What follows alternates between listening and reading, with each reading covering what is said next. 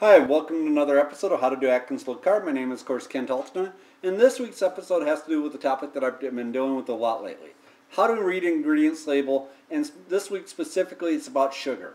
How to detect when they're putting sugar by all its many names into the ingredients of a certain product, and how to evaluate whether or not that's acceptable or not.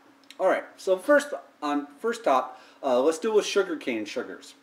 Obviously, you've seen sugar or sucrose on the ingredients label, and that's just typically refined sugar in crystalline form. Well, taking it a little bit further is they have brown sugar. Well, brown sugar is basically that same sugar with a thin film of molasses over it. There's muscovado sugar, which is that same sugar like brown sugar. However, it's a little coarser grained, and it's typically used in Great Britain.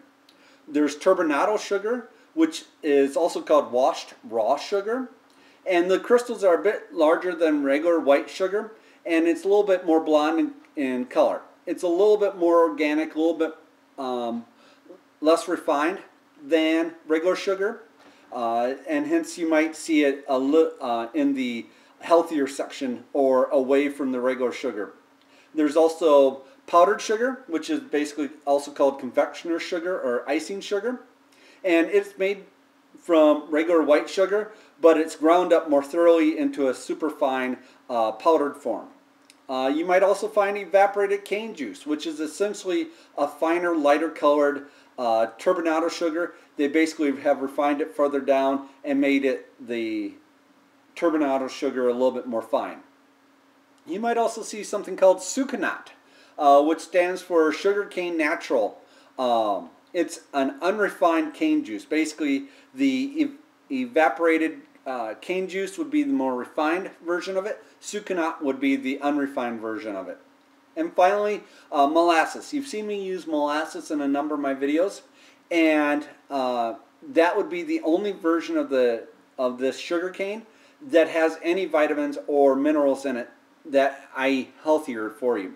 What they do is they take all this evaporated cane juice, boil it, remove all the crystalline form out of it, and that would be molasses.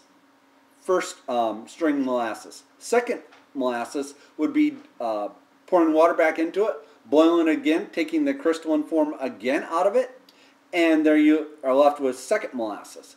Blackstrap molasses would be doing that process one more time for a third time, boiling it again one more time, taking all the crystalline sugar out, and leaving all the remaining minerals and vitamins left in there that the sugarcane plant originally had.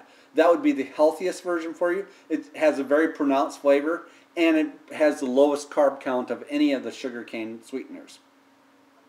That pretty well covers the sugarcane plants. However, there's many other forms of sugar out there on the market. Obviously, you have such things like honey, which is obviously made from bees and their pollen. There's agave nectar, which is essentially similar to high fructose corn syrup. It's a high fructose sweetener made from the blue agave plant, the same thing that they make a tequila out of. There's brown rice syrup, which is made when cooked rice is cultured with some enzymes, which breaks down the starch, and then they boil that again and make syrup out of it, and that syrup is very sweet from the broken down starches. Corn syrup is a manufactured syrup out of cornstarch that contains varying degrees of glucose, maltose, and dextrose, and the high fructose corn syrup has a 50 fructose to 50 glucose mixture of the two. There's also dextrose, which is just another name for glucose, and it's a simple sugar that is a little less sweet than fructose or sucrose. Well, you may have heard a bunch of O's in those names, and basically O stands for sugar.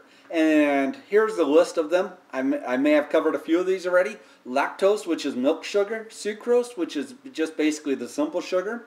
Fructose, glucose, dextrose, maltose, galactose, xylose, and amylose. All these O's names are typically watchwords or warning words for you to be watching out for whenever they appear within the ingredients labels. The one that you can have within limited amounts would be the sucralose, which is Splenda. Well, there's other ones out there that are non-sugarcane syrups. There's barley syrup, rice syrup, malt syrup, fruit juice concentrates, date sugar, and beet sugars. All these things are carbohydrates, and simple carbohydrates at that, so they're rapidly digested by the body to influence one's blood sugar and cause an insulin release. These are the things that you should be looking for in the ingredients label and watching out for, and making sure that the things that you're buying don't have the added sugars that these things would carry with it. You know, natural sugars are one thing, but it's these added sugars that you need to be watching for in the ingredients labels. Well, I hope this reaches everybody in good health. I'm still looking forward to seeing your Iron Chef videos that I referred to in my last one. I'll talk to you guys later. Bye.